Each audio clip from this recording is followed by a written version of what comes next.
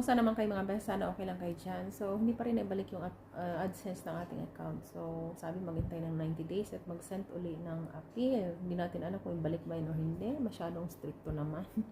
So, inisip ko na sana maibalik man lang. Sayang naman. So, sana okay lang kayo dyan. Nababasa ko yung mga comment ninyo. Kumusta naman kayo? Sana okay lang kayo. Sa mga nagtagumpay sa paghanap ng AFAM, God bless and alagaan niyo yung mga AFAM ni Bes. Lalo na kung mabait yan dahil swerte kayo niyan. Hindi lahat ng naghanap ng AFAM ay nakatagpo ng AFAM. So, kung meron kayo, so alagaan niyo yan. Sa mga hindi pa nakatagpo, ay pray and continue searching. Ganun lang yan. Huwag sumuko para hindi ka mabigo.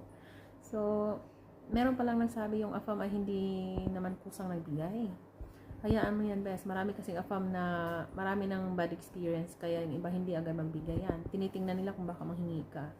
Tingnan mo lang kung paano ka itrato. Tingnan mo kung gaano siya kaseryoso sa'yo. Kung feeling mo wala kang silbi, basura mo yan, sayang oras mo, Bes. Maghanap